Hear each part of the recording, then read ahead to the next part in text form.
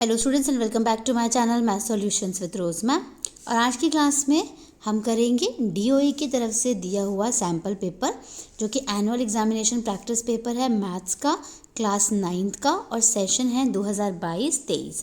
और ये हमारी जो वीडियो है बेटा, ये वीडियो पार्ट नंबर 2 है। ठीक है, तो पार्ट 2 वीडियो है ये, जिसमें आज हम सेक्शन बी के सारे जो क्वेश्चंस हैं वो सॉल्व करेंगे। सेक्शन ए वाली जो वीडियो है वो ऑलरेडी मैंने अपलोड कर रखी है, जो पार्ट 1 है, तो आप पहले उसको सॉल्व करिएगा, उसमें से नोट डाउन करिए क्वेश्चंस और उसके बाद इसे कंटिन्यू करना है। ठीक है, तो चलिए स्टार्ट करते हैं हमारा सेक्शन बी। उससे पहले आप सभी से रिक्वेस्ट है, जिन बच्चों ने चैनल सब्सक्राइब नहीं किया है वो सभी चैनल को सब्सक्राइब कर दीजिए और बेल आइकन को प्रेस कर दीजिए। सेक्शन बी आता है यानी खंड ब, और खंड ब में 5 प्रश्न हैं जिनमें प्रत्येक प्रश्न 2 मार्क्स का है, यानी जो 2 मार्क्स ईच 5 क्वेश्चंस हैं। तो पहला क्वेश्चन है 21, ABCD इज़ अ पैरेललोग्राम, यानी ABCD एक समांतर चतुर्भुज है जिसमें एंगल ADC 105 का है and side AB is produce two point E, और भुजा AB को बिंदु E तक बढ़ाया गया है। As shown in the figure find the value of x plus y, जैसा कि आकृति में दिखाया गया है x प्लस वाई का मान ज्ञात कीजिए। तो आपको ये x और y फाइंड आउट करोगे, फिर दोनों को प्लस करके इसकी वैल्यू जो है वो आप निकालोगे। तो चलिए इसको सॉल्व करते हैं हम। यहाँ पर थोड़ा सा स्पेस सही है, मैं यहाँ पे इसको सॉल्व करके आपको दिखाती हूँ। ये वाला क्वेश्चन है ये। तो एंगल ADC यानी ये वाला जो एंगल है बेटे, plus angle DCB is equal to 180 हो जाएगा। क्यों हो जाएगा? क्योंकि पैरेललोग्राम है, तो ये दोनों जो एंगल्स जो होते हैं वो दोनों मिलकर के 180 के होते हैं। तो ये वाला 105 का है, प्लस DCB आपको नहीं पता 180। ठीक है, तो DCB की क्या है आपका y है ना, तो आप y लिख सकते हैं यहाँ पे, तो y लिख दीजिए। y की वैल्यू 180 माइनस 105 हो जाएगी, 105 डिग्री। और y की वैल्यू क्या आ जाएगी? अगर आप माइनस करते हो 180 में से 105 को माइनस करते हो तो 75 डिग्री आ जाएगी, यानी y हो गया आपका, ये y जो है वो आपका 75 डिग्री का हो गया। अब आपको x निकालना है, तो x भी आपका 75 डिग्री का होगा। क्यों होगा? मैं यहाँ पे आगे सॉल्यूशन लिख रही हूँ। Angle x is equal to angle y is equal to 75 degree हो जाएगा, क्योंकि ऑल्टरनेट इंटीरियर एंगल है। ऑल्टरनेट इंटीरियर एंगल यानी अंता एकांतर कोण है, एकांतर कोण है ना। ठीक है, यानी इधर वाला एक एंगल और एक इधर वाला। तो अब दोनों को प्लस करेंगे, जब हम x प्लस वाई करेंगे तो क्या निकलेगा? x कितना हो गया? 75, y भी हो गया 75, तो वैल्यू कितनी आ जाएगी हमारी? 150 आ जाएगी। तो 150 हमारा फाइनल आंसर है इस वाले क्वेश्चन का। ठीक है, अब आगे चलते हैं इसके ऑल्टरनेट वाले क्वेश्चन में। इसमें चॉइस दे रखी है, देखिए, और फिगर दे रखी है। In the given figure ABCD is a square, then find the value of x। दी गई आकृति में यदि ABCD एक वर्ग है तो x का मान ज्ञात कीजिए। तो ये फिगर दे रखी है, ये सारे 90 डिग्री के एंगल हो गए, क्योंकि वर्ग है यानी स्क्वायर है बेटा। अगर 90 डिग्री का एंगल है, ये थोड़ा सा जूम करती हूँ इसको, 90 डिग्री का एंगल है ये पूरा, तो हाफ 45 हो गया। तो सॉल्यूशन मैं आपको बताती हूँ, तो ये वाला 45 डिग्री हो गया और ये भी 45 डिग्री हो गया। ठीक है, अब ये पूरा क्या होता है? लीनियर पेयर होता है। ठीक है, यानी ये पूरा का पूरा रैखिक युग्म है 180 डिग्री का। तो आप यहाँ पे लिखेंगे, मैं आपको बताऊँगी कि जो आप एंगल DOC लिख रहे हो, DOC जो है प्लस DOX की अगर हम बात करें तो, नहीं, COX ये हो जाएगा आपका 180 हो जाएगा, जिसमें ये 105 है। तो COX का जो, अच्छा COX, अच्छा O वाला एंगल जो है ये आपको नहीं पता, तो ये आप COX ही रखिए, इसे 180 करिए। तो COX जो है वो आपका निकल जाएगा 180 माइनस 105 कितना हो गया? 75 डिग्री हो गया, यानी ये वाला जो एंगल है 75 निकल गया। अब 45 plus 75 plus x is equal to 180, क्योंकि तीनों जो कोणों का युग्म है वो 180 डिग्री का होता है। इन दोनों को प्लस करिए, इन दोनों को प्लस करेंगे कितना आएगा, 120 आ जाएगा, plus x is equal to 180, और x की वैल्यू आप निकाल लीजिए 180 माइनस 120, तो कितना आएगा 60 डिग्री। तो यानी x की वैल्यू जो है वो आपकी कितनी निकल गई, 60 डिग्री निकल गई। ठीक है, तो ये वाला क्वेश्चन भी हमने सॉल्व कर लिया। अब हम आगे चलते हैं क्वेश्चन नंबर 22 पे। क्वेश्चन नंबर 22 में आपको ये दिया हुआ है, if two lines intersect each other then prove that the vertically opposite angles are equal. यदि दो रेखाएं परस्पर प्रतिच्छेद करती हैं तो सिद्ध कीजिए कि शीर्षाभिमुख कोण बराबर होते हैं। तो चलिए हम इस क्वेश्चन को सॉल्व कर लेते हैं वाइट बोर्ड पर। तो चलिए बेटा हम क्वेश्चन नंबर 22 सॉल्व करते हैं। मैंने आपको कहा था कि हम इसमें वाइट बोर्ड पे करेंगे। तो क्वेश्चन नंबर 22 का सॉल्यूशन है, पहले बनाएंगे फिगर हमने इस तरीके से बना ली, दो लाइंस बनानी है जो आपस में कट कर रही हैं। तो ये हो गया आपका ए बी और ये हो गया सी और डी, और ये जो कट कर रहा है इसका नाम हो गया ओ। ठीक है, अब हम इस क्वेश्चन की अगर बात करें तो इस क्वेश्चन में एंगल ए ओ सी देखो एक बारी, ए ओ सी ये वाला एंगल देखो, A O C plus angle A O D जो है ये वाला, तो दोनों मिलकर के क्या बना रहे हैं, लीनियर पेयर यानी रैखिक युग्म बना रहे हैं। तो ब्रैकेट में आप यहाँ और तो दोनों कितने के होंगे, 180 डिग्री के होंगे। अब ब्रैकेट में आप लिख दोगे लीनियर पेयर या फिर रैखिक युग्म। ठीक है, हिंदी में लिख दीजिएगा पूरा। फिर अब दूसरा देखिए, दूसरा वाला एंगल ए ओ डी देखो ये वाला, plus angle B O D देखो, ये 180 डिग्री का हो गया ये वाला, क्योंकि ये भी रैखिक युग्म है, लीनियर पेयर है ये दोनों भी। तो ये भी ब्रैकेट में आप लिख दीजिए लीनियर पेयर रैखिक युग्म लिख दीजिए। अब दोनों को 180 है तो दोनों को ऐड कर लो, ए ओ सी इक्वल टू रख सकते हो ना, A O D is equal to A O D angle A O D plus angle B O D, same है कट गया तो बचा क्या, ए ओ सी बराबर किसके, बी ओ डी के। तो हमें देखो ए ओ सी यानी ये वाला जो है ये वाला बराबर बी ओ डी के, ये वाला ये और ये यानी 1 और 2 ये दोनों बराबर है, हमारा प्रूफ हो गया। तो हमें यही प्रूफ करना था कि वर्टिकली ऑपोजिट एंगल्स जो हैं वो इक्वल हैं जब दो लाइंस आपस में एक दूसरे को कट करती हैं, यानी शीर्षाभिमुख कोण। तो यहाँ पर आप लिख सकते हो हैंस प्रूव्ड, हिंदी में लिख सकते हो इति सिद्धम। तो क्वेश्चन नंबर 22 का सॉल्यूशन ये रहा। अब हम क्वेश्चन नंबर 23 करते हैं। अब आते हैं बेटा हम क्वेश्चन नंबर 23 पर। Right the following with the help of the following figure. नीचे दी गई आकृति की सहायता से निम्नलिखित को लिखिए। तो देखिए बेटे आकृति में एक ग्राफ दिया हुआ है, ये जो ग्राफ है ये ग्राफ आपकी बुक का डिट्टो क्वेश्चन है, डिट्टो क्वेश्चन जो आपकी बुक में से आ रखा है।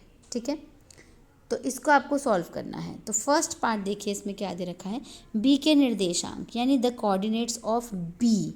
तो बी देखिए कहाँ पे है, उसके कोऑर्डिनेट हम देख लेते हैं, ये रहा बी यहाँ है, यहाँ से गए -5 और यहाँ से गए 2, यानी बी की जो वैल्यू हो गई वो -5 पे 2 हो गई। तो यहीं पे इसका आंसर लिख देते हैं हम -5, 2।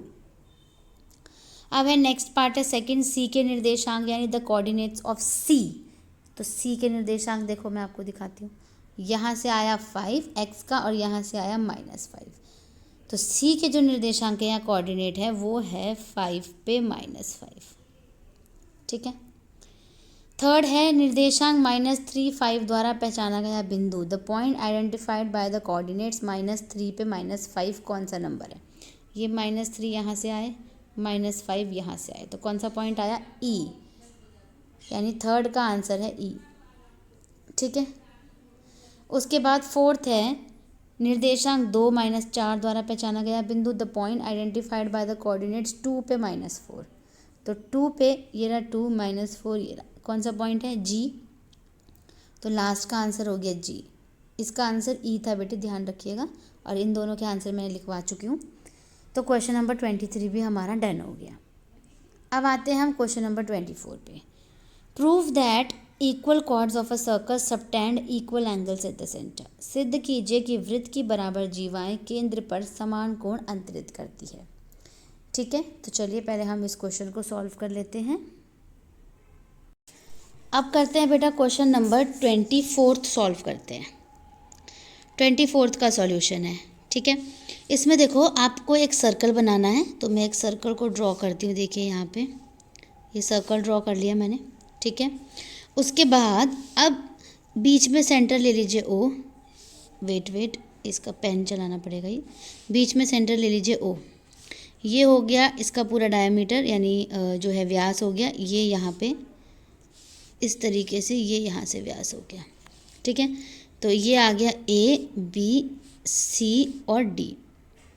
ठीक है, ए बी और सी डी को मिला दिया क्योंकि ये वृत्त की जीवाएं हैं यानी कॉर्ड्स हैं और दोनों बराबर है, ये दिया हुआ है। ठीक है, प्रूव क्या करना है, ए ओ बी यानी ये वाला एंगल और सी ओ डी बराबर है, ये प्रूव करना है। ठीक है, तो सॉल्यूशन में हम लिखेंगे दो ट्राइंगल ले लेते हैं। ट्राइंगल ए ओ बी ले लो एंड एन की जगह और लिख लेंगे हिंदी मीडियम वाले बच्चे, और सी ओ डी ले लो।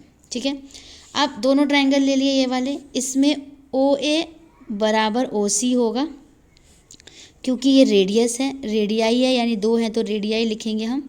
त्रिज्याएं हैं, हिंदी में लिख लीजिए त्रिज्याएं हैं, इसलिए बराबर है। ऐसे ही ओ बी बराबर ओ डी है क्योंकि ये भी रेडियस है, त्रिज्याएं हैं। ठीक है, और ए बी बराबर सी डी जो है वो गिवन है यानी दिया है, गिवन है यानी दिया है। ठीक है, तो ये दोनों सर्वांग सम हो गए त्रिभुज ए ओ बी सर्वांग सम त्रिभुज सी ओ डी। किस समरूपता से, किस सर्वांग समता नियम से, एस एस एस। ठीक है, तो जब ये एस एस एस बराबर है तो मैं यहाँ पे लिख देती हूँ, तो एंगल ए ओ बी किसके बराबर हो गया, एंगल सी ओ डी के। कैसे, सी पी सी टी से, corresponding part of corresponding triangles. S S S rule है, भुजा भुजा भुजा, हिंदी में लिख दीजिएगा भुजा भुजा भुजा, इधर आ जाएगा भुजा भुजा भुजा। ठीक है, तो सी पी सी टी से ये प्रूफ हो गया। तो इस तरीके से इस क्वेश्चन को बेसिकली आपको करना था। तो क्वेश्चन नंबर 24 भी हमारा डन। अब इसका ऑप्शन वाला क्वेश्चन हम करते हैं।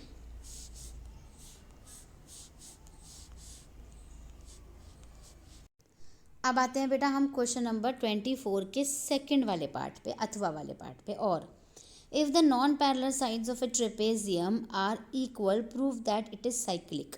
यदि किसी समलंब की असमांतर भुजाएं बराबर हों तो सिद्ध कीजिए कि वह चक्रीय है। तो चलिए क्वेश्चन नंबर 24 को सॉल्व करेंगे। तो चलिए बेटा हम क्वेश्चन नंबर 24 का सेकंड पार्ट सॉल्व कर रहे हैं जो ऑप्शन वाला है। इसमें हमें एक ट्रेपेजियम बनाना है यानी समलंब चतुर्भुज बनाना है। तो इस तरीके का समलंब चतुर्भुज होता है। इसकी ये जो साइड्स हैं दोनों, ये नॉन पैरेलल साइड्स हैं यानी समांतर नहीं है। तो हमने यहाँ रख दिया ए बी सी और डी। ठीक है, फिर अब हमें क्या करना है, यहाँ से इसके ऊपर एक लंब खींचिए यानी एक परपेंडिकुलर ड्रॉ कर दीजिए, इसका नाम ई दे दीजिए। सी से भी एक ड्रॉ करिए, इसका नाम एफ दे दीजिए। ठीक है, अब सॉल्यूशन में आपको ट्रायंगल ए डी ई और जो ट्रायंगल है सी बी सी एफ, ठीक है, इसको हमें कॉन्ग्रुएंट प्रूफ करना है यानी सर्वांग सम। तो एंगल ई बराबर एंगल एफ हो जाएगा क्योंकि ये 90 डिग्री का है। ठीक है, ये देखिए ये 90 डिग्री का एंगल है। तो ये हमने जो है वो क्योंकि जो डी ई है वो परपेंडिकुलर है किस पर, ए बी पर। ठीक है, और जो सी एफ है वो है परपेंडिकुलर किस पे, बी ए पर, इसलिए ये 90 डिग्री है। फिर ए डी बराबर बी सी दिया हुआ है, ये गिवन है यानी ये दिया हुआ है, तो हमने इसको लिख दिया दिया है।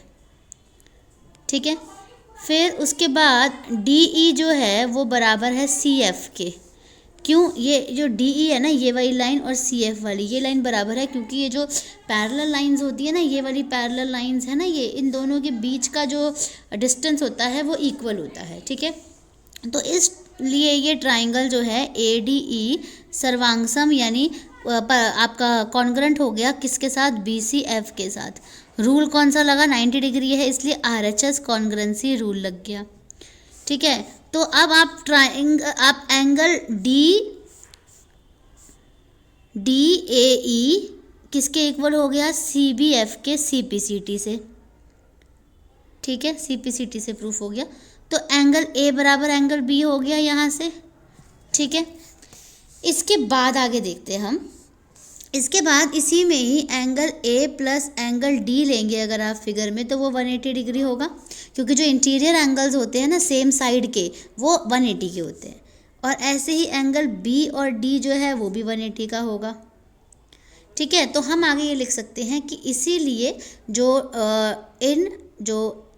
ABCD जो आपका ट्रेपेजियम है, ठीक है, उसमें जो ऑपोजिट एंगल है वो 80 डिग्री के होते हैं।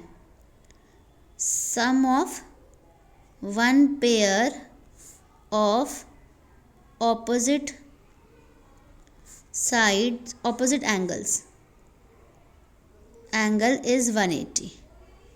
ठीक है, सो देयरफॉर ABCD जो है वो कैसा निकल गया, साइक्लिक यानी चक्रीय चतुर्भुज निकल गया, साइक्लिक क्वाड्रिलेटरल।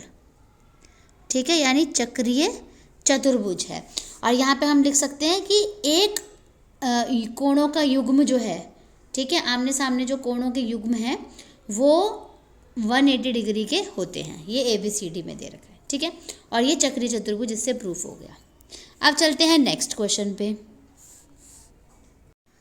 अब करेंगे बेटा हम क्वेश्चन नंबर 25, जो हमारे सेक्शन B का लास्ट क्वेश्चन है।